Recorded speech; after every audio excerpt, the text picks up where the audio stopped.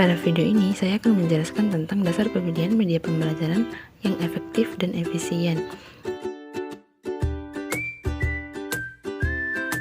Dosen pengampu mata kuliah media pembelajaran, Ibu Marisa Monoarfa, SPD, MPD. Perkenalkan, nama saya Melani Rupa dari jurusan Teknologi Pendidikan, kelas A dengan NIM 2304015010001 angkatan 2023.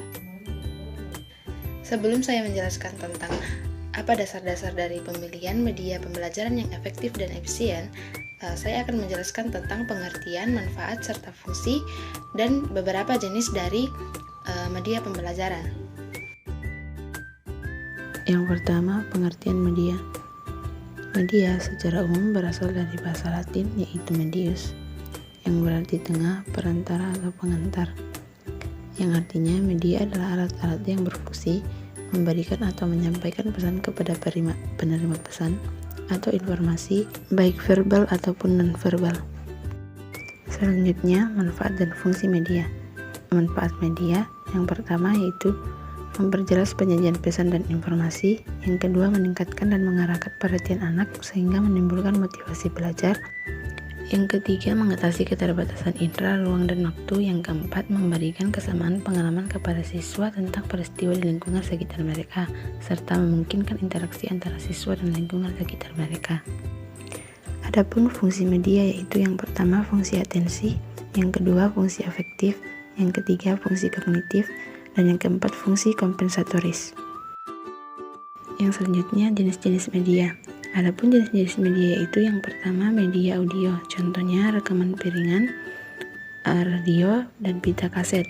Yang kedua media visual, contohnya gambar, foto, grafik, buku, dan slide. Yang ketiga media audiovisual, contohnya film, video, dan televisi. Yang keempat multimedia atau penggabungan beberapa media, contohnya slide plus suara dan multi-image. Dan selanjutnya saya akan membahas tentang dasar pemilihan media yang efektif dan efisien. Yang pertama, sesuai dengan tujuan pembelajaran. Tujuan ini dapat digambarkan dalam bentuk tugas yang harus dikerjakan atau dipertunjukkan di kelas oleh siswa, seperti menghafal, melakukan kegiatan yang melibatkan kegiatan fisik atau pemakaian prinsip-prinsip seperti sebab dan akibat, melakukan tugas yang melibatkan pemahaman konsep-konsep atau hubungan-hubungan perubahan, mengerjakan tugas-tugas yang melibatkan pemikiran pada tingkatan yang lebih tinggi. Yang kedua, mendukung isi pelajaran. Media yang berbeda, misalnya video dan grafik, memerlukan simbol dan kode yang berbeda. Oleh karena itu, memerlukan proses dan keterampilan mental yang berbeda untuk memahaminya. Agar dapat membantu proses pembelajaran secara efektif, media harus selaras dan sesuai dengan kebutuhan tugas pembelajaran dan kemampuan mental siswa. Yang ketiga, kemampuan taraf berpikir peserta didik atau kelompok sasaran. Media yang efektif untuk kelompok besar belum tentu sama efektifnya jika digunakan pada kelompok kecil atau perorangan.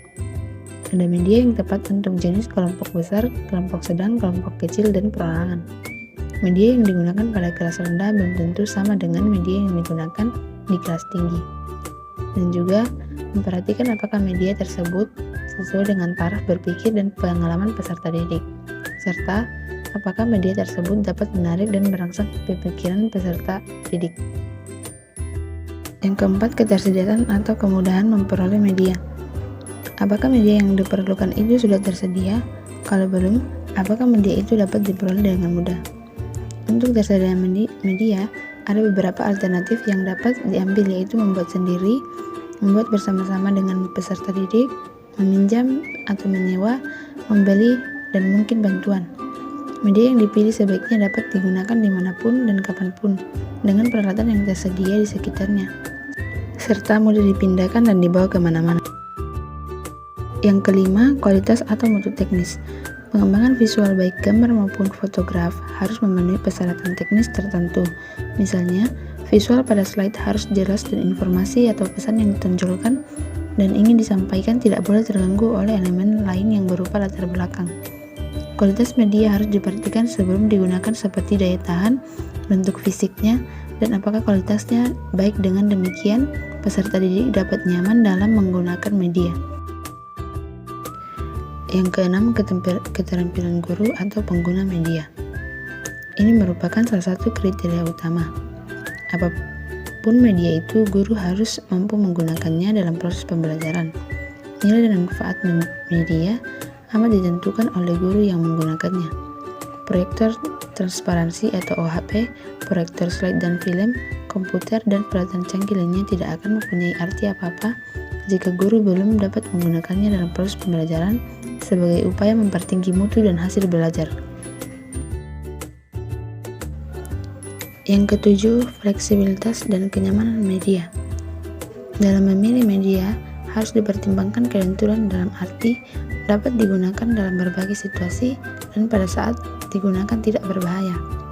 Fleksibilitas media merujuk pada kemampuan media digital untuk beradaptasi dengan berbagai format, platform, dan preferensi pengguna. Kenyamanan media adalah sejumlah mana pengguna merasa mudah dan nyaman ketika mengakses dan berinteraksi dengan media digital. Kenyamanan media juga mencakup aksesibilitas, yakni bagaimana media dapat diakses oleh individu dengan berbagai tingkat kemampuan atau kondisi.